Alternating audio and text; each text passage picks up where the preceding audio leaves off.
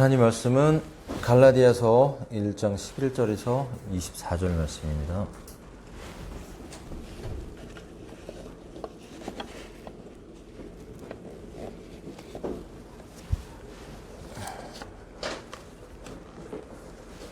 갈라디아서 1장 11절에서 24절 말씀 우리 한 절씩 교독하겠습니다. 그러나 형제들아 내가 너희에게 확언하노니 나에게서 선포된 복음은 사람을 따른 것이 아니니라. 내가 그것을 사람으로부터 받지도 아니하였고 내가 그것을 사람으로부터 배우지도 아니하였기 때문이라. 오직 그것은 예수 그리스도의 계시를 통하여 받은 것이라. 이는 유대교 안에 있었을 때 과거의 나의 행실에 관하여 너희가 들어왔기 때문이니 곧 내가 하나님의 교회를 심히 박해하였고 그것을 황폐하게 하였으며 나의 조상들의 전통들에 관하여 더욱 지극히 열성적이어서 내 동족 중 나의 많은 동료들보다 유대교에서 더 앞서던 것이라. 그러나 나의 어머니의 태에서부터 나를 구별하셨고 그분의 은혜로 인하여 나를 부르셨던 하나님께서 내가 그분을 이방 민족들 가운데 선포하도록 하시고자 그분의 아들을 내 안에 계시하는 것을 기뻐하셨을 때 내가 혈과 육을 즉시 논의하지 아니하노라. 또 나보다 앞서 사도들이 되었던 자들을 향해 예루살렘으로 올라가지도 아니하였으며 다만 내가 아라비아로 들어갔다가 다마스쿠스로 다시 되돌아왔노라.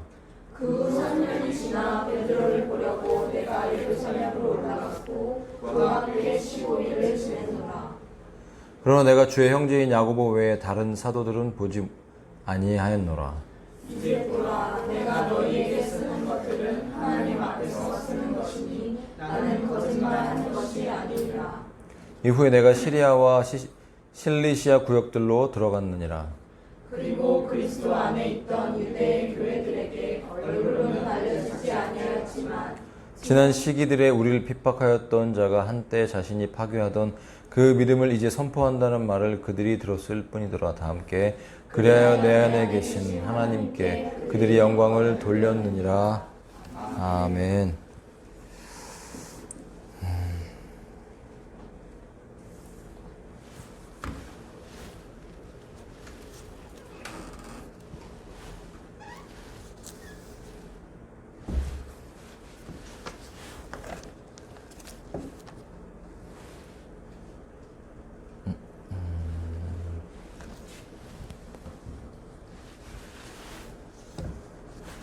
네, 오늘 갈라디아서 1장 11절에서 24절까지 말씀을 통해서 함께 은혜를 나누길 원합니다. 오늘 제목을 이렇게 잡아봤습니다. 바울의 복음은 예수 그리스도의 계시를 통하여 받은 것이다.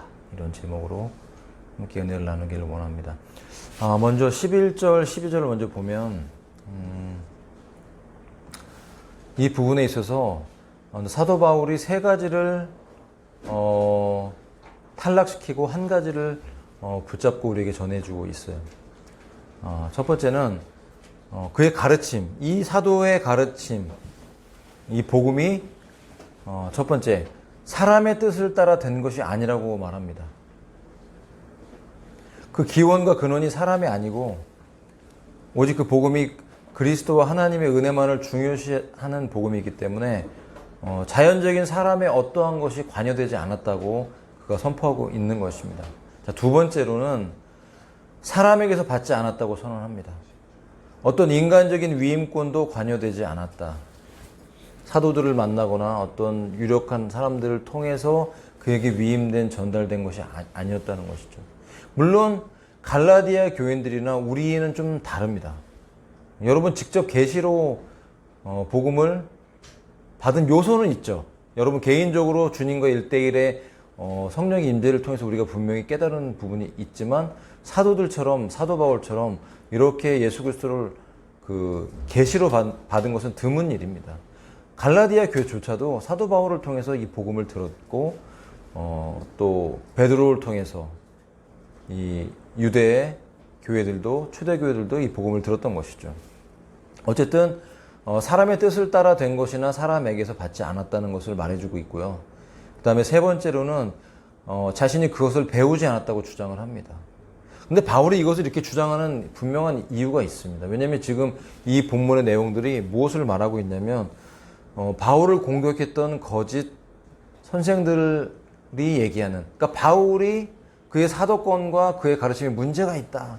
그를 공격을 해서 이게 사람으로부터 주어진 완전하지 않은 것이기 때문에 바울을 공격해서 그 복음을 무너뜨리려고 하는, 그 순전하고 순수한 그 복음을 무너뜨림으로써 갈라디아 교회에 어둠의 영들이 역사하게끔 하는, 그래서 은혜에서 멀어지는 거죠.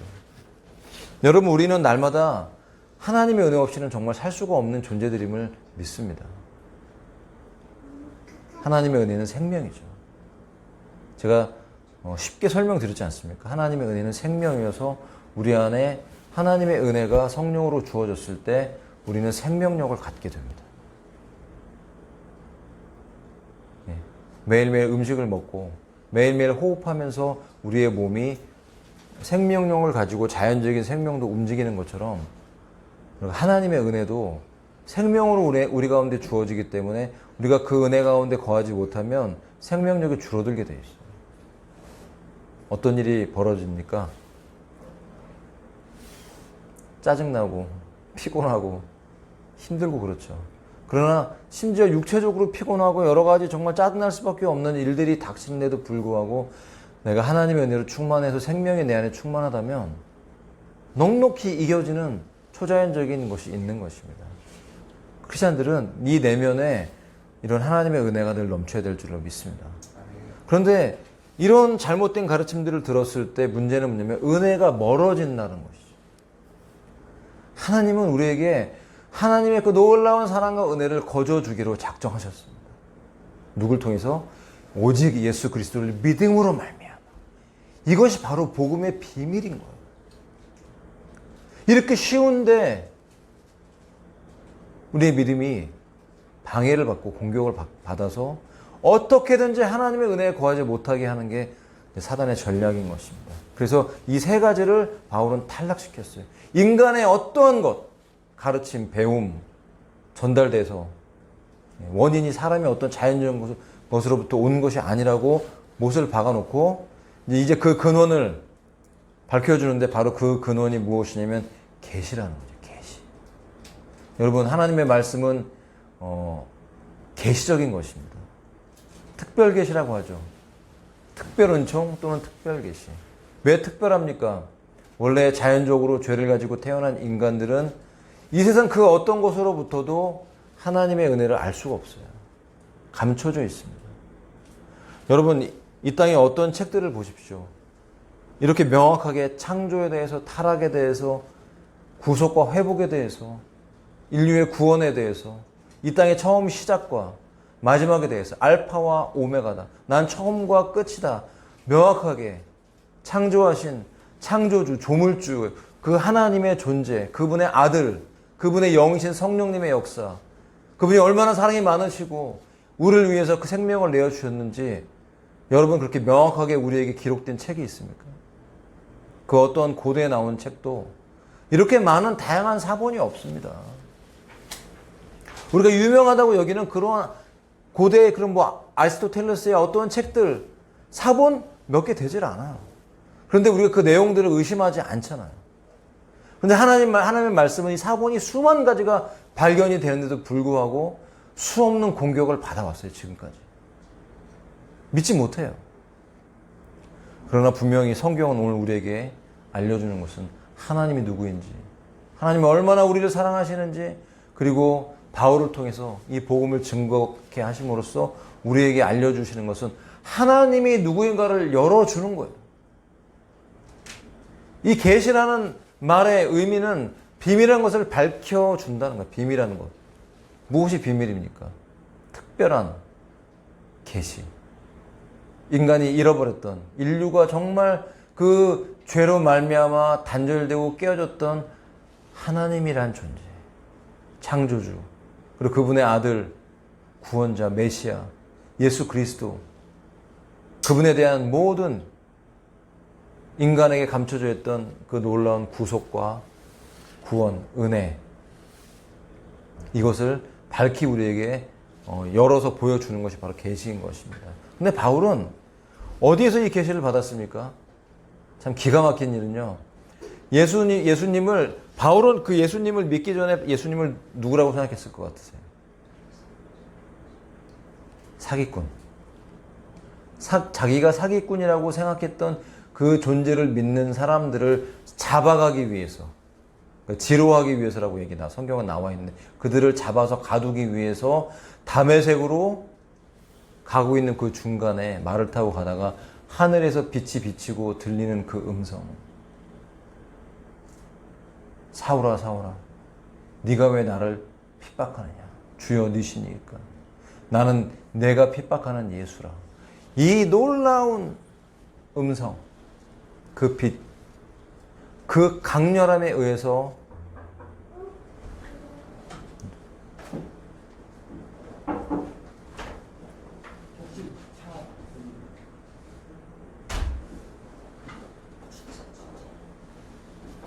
그 강렬함에 의해서 3일 동안 그의 눈이 멀고, 그리고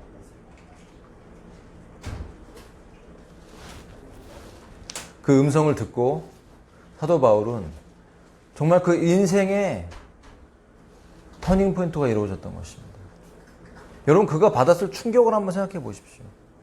얼마나 놀랬겠어요. 자, 우리가 바울에 대해서 한번 오늘 살펴보길 바라요. 바울이 어떤 사람이었는지. 아시겠지만 다시 한번 좀 이렇게 우리가 바울의 일생을, 그러니까 회심 이전과 또 회심 이후, 그 이후의 모든 삶에 대해서 돌아보면서 바울이 어떤 마음이 있었을까? 이 갈라디아서를 기록했을 때. 왜 이렇게 기록했을까? 하는 것도 우리가 엿볼 수가 있기 때문에 한번 생각해 보기를 원합니다. 자, 먼저, 자, 13절, 14절을 이제 보겠습니다. 회심 이전의 바울의 모습. 자, 그것이 이제 설명이 되어 있는데요. 그가 유대교 안에 있었을 때, 그의 과거의 행실에 대해서 너희가 들어왔기 때문이라고 말하고 있는데, 하나님의 교회를 심히 핍박했고 황폐하게 하였다. 네, 스데반 집사가 돌에 맞을 때 그 옷을 지켰고, 아주 열성적이었어요. 여러분, 바울이 회심 전에도 이 율법과 복음에 대한 개념이 있었다는 걸 여러분, 우리는 알 수 있어요. 왜냐하면 바울은 율법을 지킴으로써 구원받으려고 했던 인간에 의해 최고의 의지를 갖고 있던 사람이었어요. 아주 종교적인 사람이에요. 그래서 그렇게 믿었어요, 본인이. 그리고 예수 그리스도의 죽음과 십자가의 죽음과, 그리고 사람들이 그 부활에 대한 얘기들, 그도 이미 듣고 알고 있었어요. 왜냐면 나도 땅은 큰일 나겠다. 나사렛 이단이다 하면서 적대시하고 공격적이었기 때문에 그 내용에 대해서 바울이 알고 있었고, 그것을 거절했다는 것이죠. 율법을 지키지 않고, 그 조항들을 지키지 않고 어떻게 인간이 선하게 될 수가 있지? 구원받을 수가 있지? 은혜로 구원받는다고 하면서 이것을 이제 거절했다는 것이죠. 알고 있었다는 거예요, 이미. 그래서 그는 그리스도인들에 대한 증오심이 있었습니다. 그리고 정말 광적인 열심이 있었어요. 종교적인 사람. 솔직히 말하면 여러분, 이단에 빠지거나 어떤 그런 사이비에 빠지거나 한 분들 보면 굉장히 종교심이 많아요. 종교심. 그 종교심이라는 게 무엇이냐면 바로 자력권 사상. 내가 나의 힘으로 노력해서 나의 의로 구원받으려고 한다라는 그런 의지력이 강한 분들이 빠지기가 쉬워요. 사실 그래서 어떤 면에서 보면 우리가 인간의 연약함을 느끼고 내가 죄인임을 깨닫고 내가 참 부족한 사람이다라고 고뇌하고 고심하는 사람, 난 실패한 사람이야. 나는 참 넘어지기 쉽고 나는 죄가 많고 나는 참 내 안에 안타까움이 있어. 절망적인 사람이야. 이렇게 깨닫는 사람이 여러분 진짜 복받은 사람입니다. 왜냐하면 그 절망 가운데서 우리는 인생의 유일한 희망이신 예수 그리스도의 빛을 보기 때문이에요.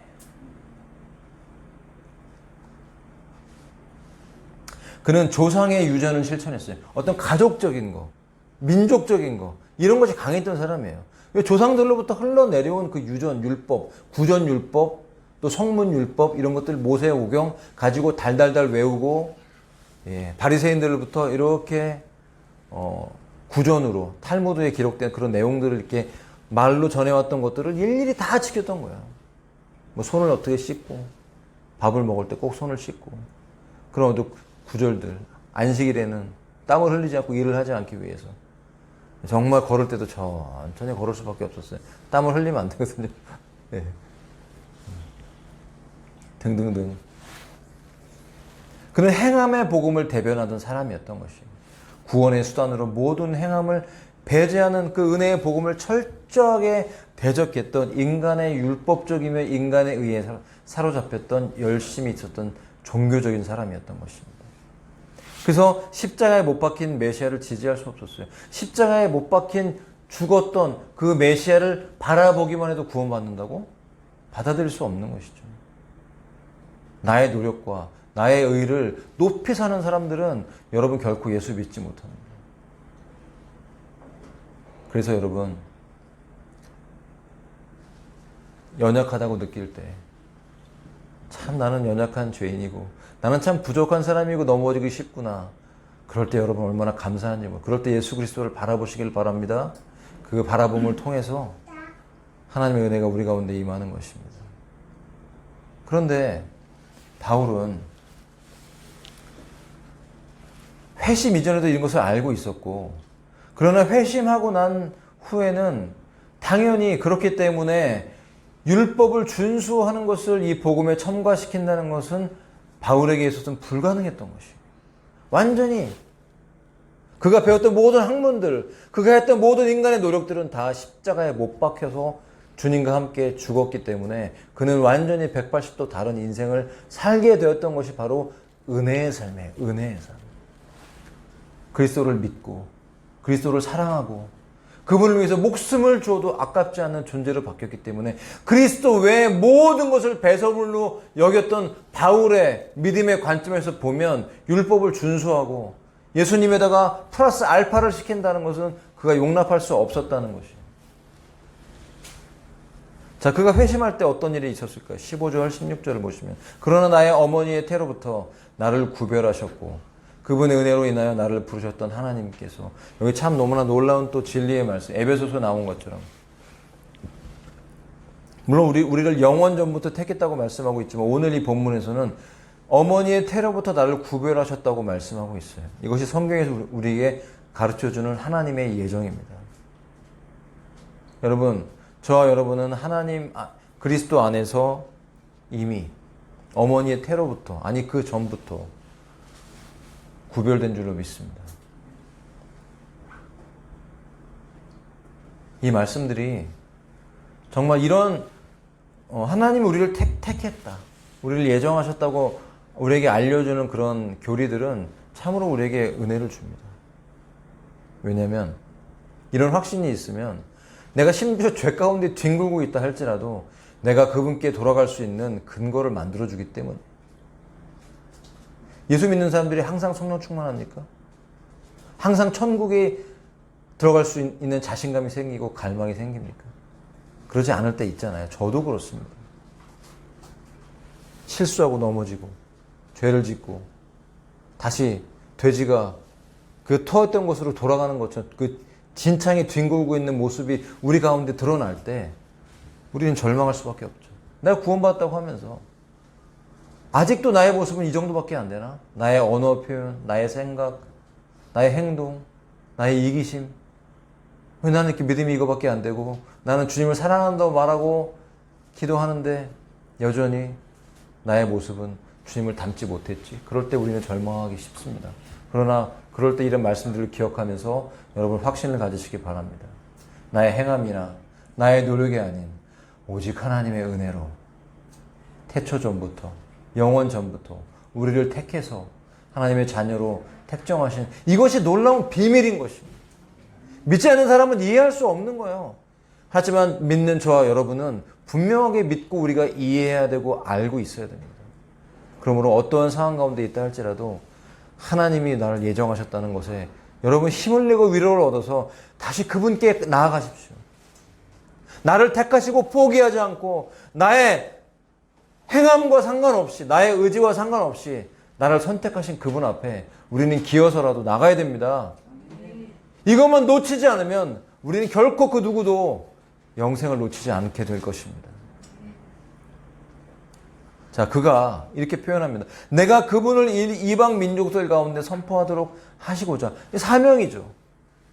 베드로와 사도들은 유대인들에게, 그러나 이 사도 바울은 이방인들에게 복음을 증거하고자 선택한 사도였다는 것이죠.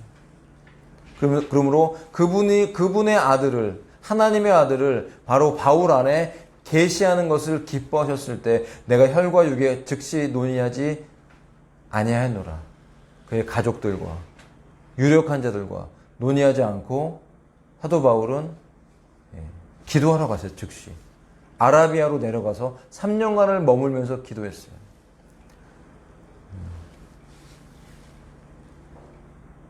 우리가 출생 때부터 성별된 자로 있었다는 것. 그런데 왜 바울은 수십 년을 하나님을 제대로 알지 못하고 심지어 메시아로 오신 하나님의 아들을 거부하면서 그분을 핍박했을까요?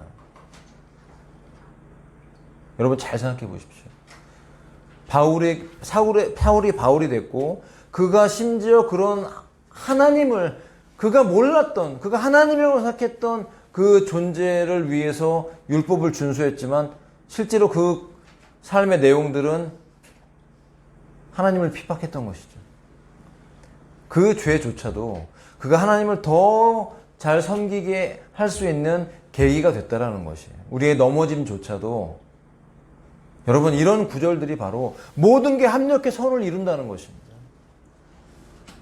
저도 과거를 돌아봤어요. 제 과거를 돌아보니까 저희 이제 아버님 얘기가 늘 나오고 집안의 어려움들, 그 고난.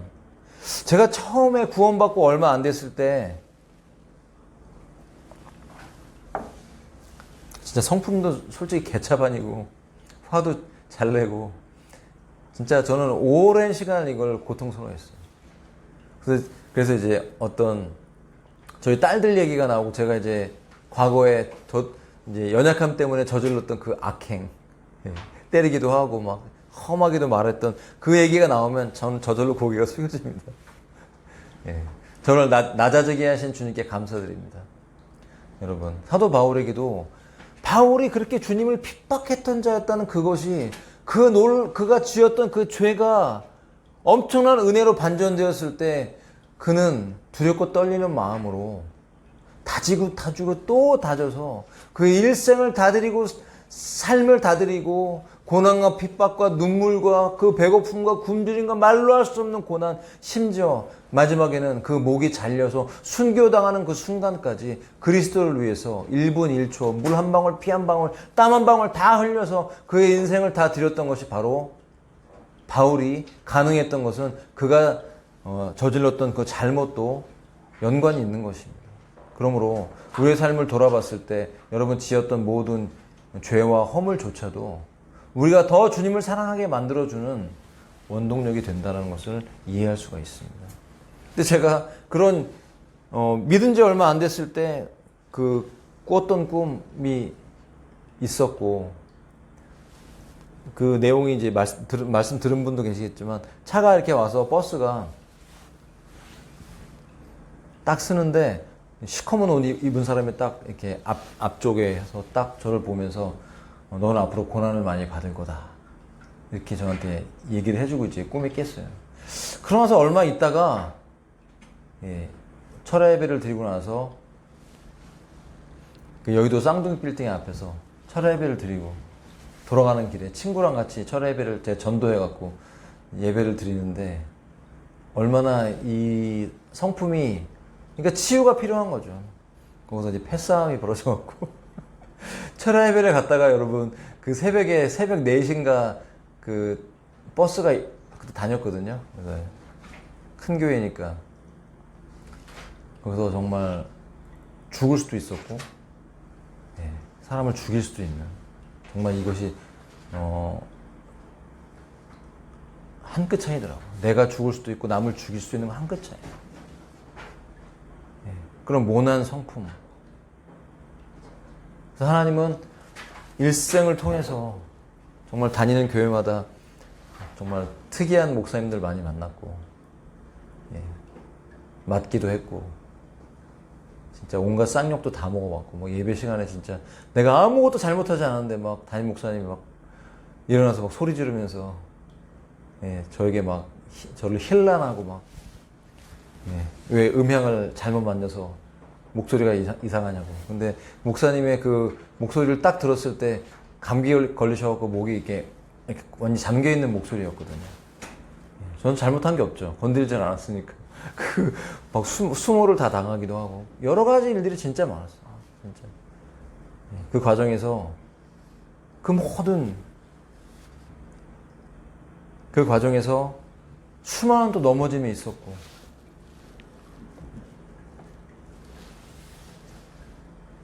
그렇지만 너무나도 감사한 것은 주님은 저를 택하셨고 한 번도 손을 놓지 않으셨고 그 모든 넘어짐과 사탄의 공격과 또 고난과 그런 모든 내적인 외적인 어려움에서 건져주시고 이 자리까지 인도해 주셨습니다. 바울에게도 그런 것이 있었다는 것이죠. 여러분은 어떠십니까? 여러분 넘어졌던 시절들이 있었고 혹시 지금도 이 시간에 여러분이 내가 넘어져 있는 상태라고 느낄 수도 있어요. 정지돼서 다른 분들은 다 이렇게 믿음이 성장하는 것 같은 나는 멈춰서 전진도 못하고 너무 힘들다라고 고민하는 그 순간 그 모든 어둠의 시간까지도 우리를 가장 빛 되신 예수 그리스도께로 인도해주는 하나님의 섭리 안에 그런 모든 것들이 들어있다는 것을 우리는 이해해야 될 줄로 믿습니다.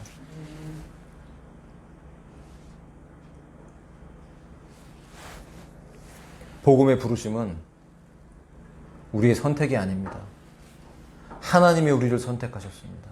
하나님이 우리를 이끌어가고 계십니다. 하나님의 의지로 우리를 하나님의 나라로 들어가게 하십니다. 그리고 그 왕국이 이 땅 가운데 다가오고 있습니다. 우리가 나라라고 표현했지만 바로 성경 번역은 킹덤이에요. 예수님의 킹덤, 왕이신 예수님이 왕으로 오셔서 이제 온 이 지구뿐만 아니라 우주까지도 통치하시는 하늘의 보좌가 열리고 이 땅의 보좌가 세워져서 가시적으로 영적으로가 아니라 가시적으로 연결되는 그 나라가 그분의 킹덤이 이 땅 가운데 오고 있다라는 것이에요. 여러분 그 왕국 가운데 그 어떤 자리에 하나님이 여러분을 세우시기를 원하실까요? 이 땅 가운데 생명이 있는 동안 하나님 우리에게 생명을 주시고 사명을 주셔서 바울과 같지 않지만 바울과 같이 위대한 존재가 없었죠. 그러나 그 당시에는 그렇게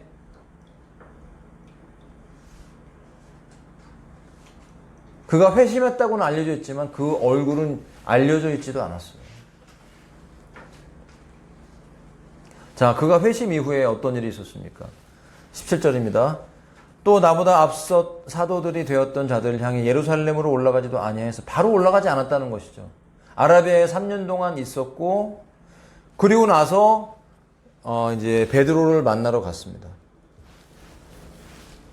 3년이나 베드로를 보려고 갔어요. 그런데 주의 형제인 야고보 외에 야고보는 이제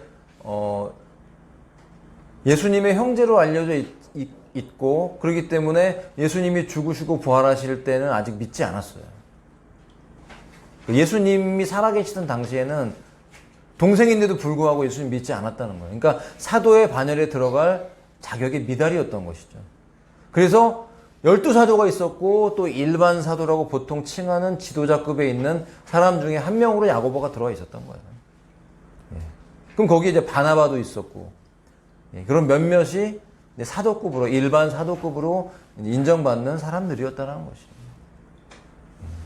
사도 바울은 이방인의 사도로 또 인정을 받았었고 그리고 나중에는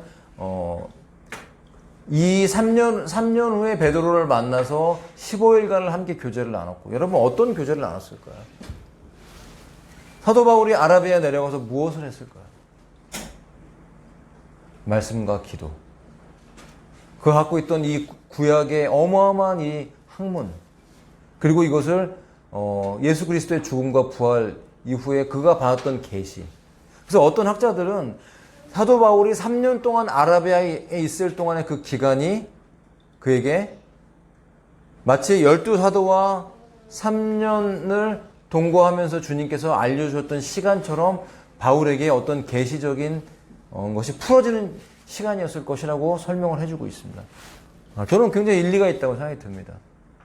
그가 봤던 그 놀라운 계시들이 다메섹 도상에서 한 번 예수님을 만났던 걸로 끝난 게 아니라 시작이 되었고, 그때부터 깊은 기도로 아라비아에서 엎드려서 기도하고, 구약 성경과 이 구약 성경을 이제 신약 성경을 만들기 위한 이 모든 자료들을 연합시키면서 바울 안에 그런 신학적인, 그런 모든 철학적인 것이 하나님의 말씀 안에 조화를 이루면서 복음의 말씀이 정리되는 시간들이 이 3년뿐만이 아니죠. 왜냐하면 그 2장 1절을 보면 14년 후에 또 예루살렘에 올라갔다고 얘기를 합니다. 바나바와 함께.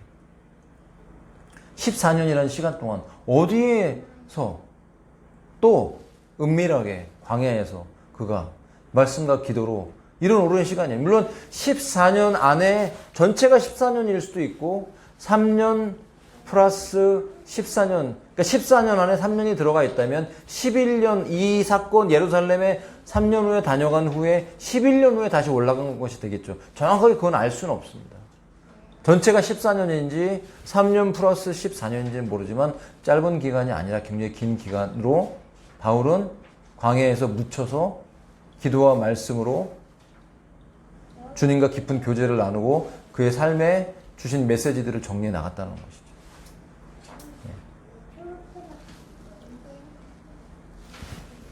회심 이후에 은둔 속에 들어갔습니다. 잠잠히 숨어서 기도했고 유대에 있는 교회들에게 알려지지 않았어요. 그렇지만 그 회심 소식이 전해졌고 그로 말미암아 영광을 하나님께 돌렸어요. 이거 되게 중요한 것입니다. 여러분, 저와 여러분의 회심과 저와 여러분의 예배와 우리의 삶을 통해서 사람들이 우리를 보면서 하나님께 영광을 돌리고 있습니까? 지금 현대의 많은 사역자들이 그들의 사역과 삶을 통해서 사람들이 사람을 열광합니까? 아니면 온전히 하나님께 영광을 돌립니까? 마치 연예인같이 어떤 강력한 하나님의 은혜를 받았으면 즉시 회심하고 얼마 있지 않아서 사람들에게 유명세를 타고 막 책을 쓰자 그러고 간증 집회를 하자 그러고 그런 요구들이 있지 않았습니까? 방송 한 번 타면 유명해져서 그런 분들은 어디 가서 개척을 하면 바로 그날 당일에 1000명씩 모입니다. 예. 무엇에 옳고 그름을 말하고자 하는 것이 아니라 이런 사도 바울의 자세, 이런 사도 바울처럼 유명하고 대단하고 정말 놀라운 사역자가 어디 있습니까? 예수님 다음으로 놀라운 사역자 아닙니까? 사도 중에 사도.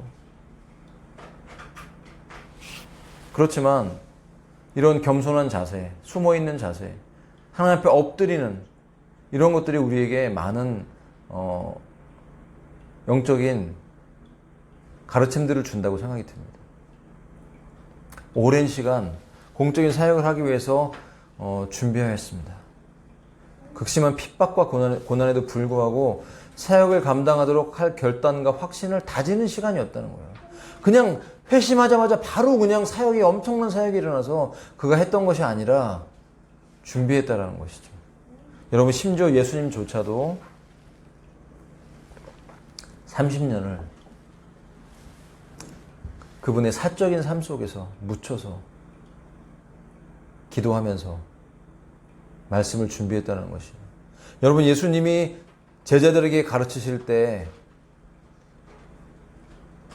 즉석에서 원고 없이 가르치는 것 같지만 말씀의 예를 들잖아요. 시편의 예를 들면서 이사야서의 말씀을 예를 들면서 예수님 안에 예수님이니까 아무것도 안 했겠지가 아닙니다. 말씀이 충분히 구약의 말씀들이 그분의 안에 사람이기 때문에 암송하고 묵상하고 준비했다는 것이죠.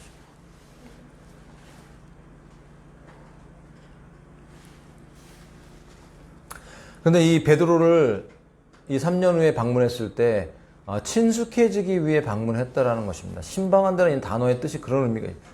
이게 사적인 방문이라는 거예요. 공적인 방문. 그러니까 이런 부분들을 얘기하는 이유가 뭐냐면 어떤 공적으로 사도직을 받기 위해서나 어떤 복음의 가르침을 받기 위해서 갔기 때문에 너의 복음은, 네가 전하는 복음은 인간적이다라고 말하는 사람들에게 계속해서 사도 바울은 지금 변명을 하고 있는 거죠. 그렇지 않다라는 거죠. 사도 베드로조차도 나는 사적으로 만나기 위해, 교제하기 위해 갔다라는 거예요. 물론 그렇지만 베드로를 만났던 15일의 기간 동안에 사적으로 베드로하고 뭐 15일 동안 인사할 수는 없잖아요.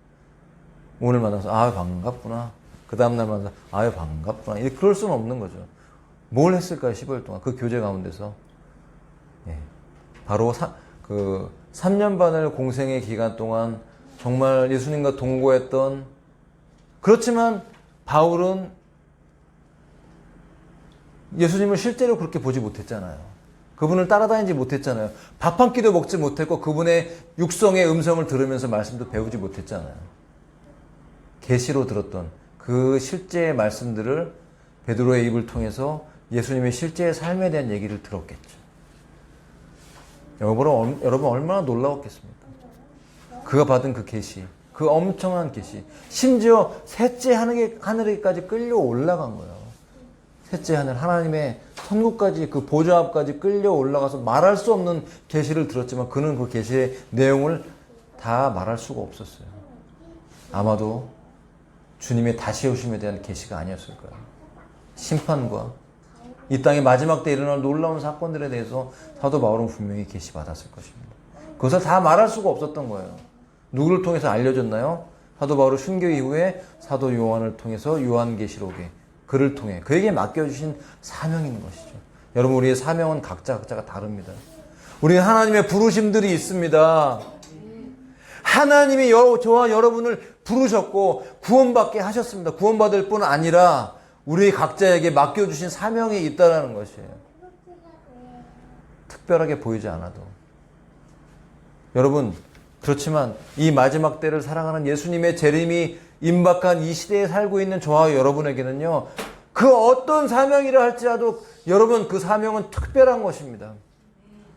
왠지 아십니까? 주님이 이제 오시거든요. 주님이 오시기 전에 나를 부르실 뿐 아니라 나에게 은혜 주시고 나를 사랑하시고 나를 만나줄 뿐만 아니라 나를 통해서 바울과 같이 고유하게 우리 각자에게 지문이 있는 것처럼 특별한, 개인적이고 친밀하고 스페셜한 하나님의 부르심 안에서 사명이 있다는 것을 우리가 기억한다면 여러분, 낙심하고 좌절하고 고민하고 슬퍼할 시간이 없습니다. 기도하면서, 저도 전도제에 대한 구상을 하면서 하나님이 우리 교회를 향한 부르심이 있다는 것을 강하게 느끼고 있어요. 예, 이제 전파할 때가 됐습니다. 예, 그동안 저희도 개척하고 나서 2년 가까이 이렇게 넘게 기도하면서 왜 그렇게 하나님이 기도를 시키셨는지, 기도하고 또 기도했잖아요. 개인적으로도 기도하시고 말씀과 기도와 지금 이 시간까지 오기까지 하나님께서 기도의 재단을 쌓게 하신 것은 하나님이 이 교회를 향하신 부르심, 저와 여러분 각자를 향하신 하나님의 부르심이 있기 때문입니다. 감당하게 하시고 주님을 만나게 하실 줄로 믿습니다. 그렇다면 여러분 어떻게 주님 만나길 원하십니까? 착하고 충성된 종아, 네가 잘하였구나. 10고을 다스릴 권세를 받아라.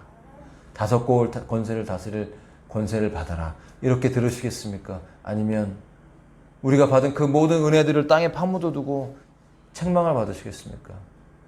그렇지 않을 줄 믿습니다. 감당하게 될 줄로 믿습니다. 더욱 기도하시면서 열심을 품고 정말 주님을 기뻐하면서 감당하실 때 우리가 하나님의 기쁨이 될 것입니다. 우리는 그렇게 위로를 받을 수가 있어요. 예수님조차도 오랜 시간을 파묻혀서 나타나지 않았고 정말 3년 반이라는 그 짧은 시간 동안 하나님의 아들도 창조주도 3년 반을 사역하면서 12명의 사도를 데리고 말씀을 증거하고 그 중에 한 명도 또 예수님을 배반했지 않습니까? 사람들이 보는 우리의 모습이 아니라 하나님이 바라보시는 우리의 모습.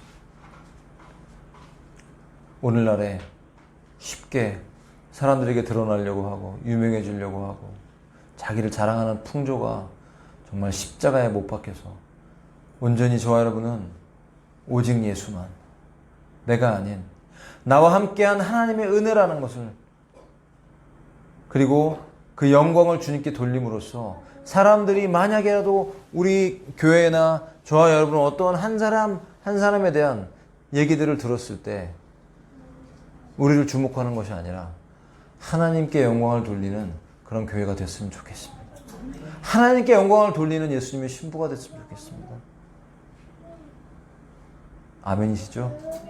저도 아멘입니다. 저는 무익하고 아무것도 아니고 주님이 모든 것입니다. 우리는 연약한 존재이고 쓰러지기 쉬운 존재이지만 하나님이 붙드시기 때문에 이 시대 주의 부르심을 받고 한 걸음 한 걸음 나아가고 있는 줄을 믿습니다. 이 말씀을 생각하면서 이 복음의 비밀이 사적으로 받고 사적으로 주어진 것이 아니라 바로 예수 그리스도의 계시로 말미암아 주어졌다는 것을 바울이 고백하는 것처럼 오늘 우리가 받은 이 구원과 은혜가 어디로부터 온 것입니까? 바로 나를 주목하시고 나를 부르시는 예수 그리스도의 놀라운 그 계시를 밝혀주시는 은혜로 말미암아 오늘 이 자리에 우리가 있는 줄로 믿습니다. 그것을 기억하면서 우리 함께 기도하십시다. 먼저 충분히 하나님과 교제를 나누시고 또한 주님께서 떠올려 주시는 대로 우리 영혼들을 위해 사명 감당하기 위해 우리 함께 중보하며 기도하며 나가기를 원합니다. 통성으로 기도하겠습니다.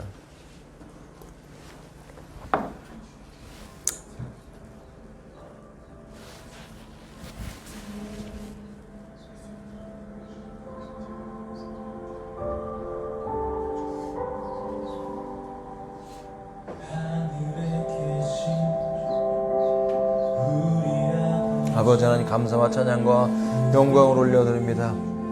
주님을 바라봅니다. 아버지 이 시간 기도하며 나아갑니다. 주님 오늘 주신 말씀들을 생각하면서 그 하나님의 부르심을 기억하며 아버지 우리가 얼마나 연약한 존재인지 다시 한번 고백합니다.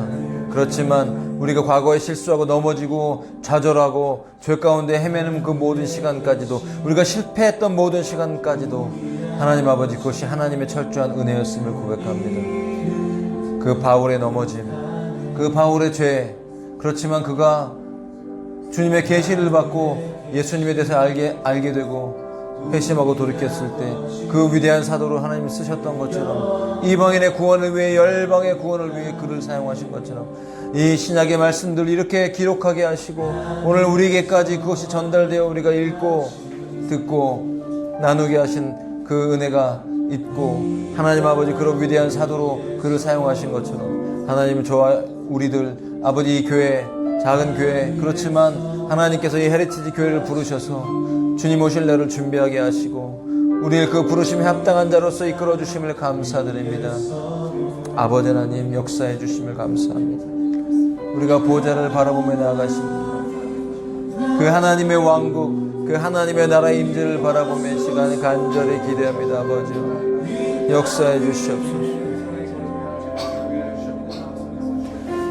아버지의 뜻과 계획에 풀어지도록 역사해 주시기를 원합니다. 정말 성령 충만을 부어주시옵소서. 아버지 하나님 은혜 없이 살 수 없습니다. 주님 성령 충만 없이 살 수가 없습니다. 이번 한 주간도 이 말씀 붙잡고 기도하기를 원합니다. 성령의 충만을 부어주시기를 원합니다. 아버지의 임재 가운데 거하기를 원합니다. 저를 붙드시고 이끌어 주시옵소서. 한 영혼 한 영혼을 붙잡아 주시옵소서. 아버지의 마음들을 부어주시기를 원합니다. 영육간에 강건하게 해주시옵시고 정말 성령 충만한 가운데 하나님 이 땅을 살아갈 수 있게 도와주시옵소서. 하나님 힘을 가지고 달려갈 수 있게 도와주시옵소서. 그 하늘 보좌의 주님의 은혜를 발망하며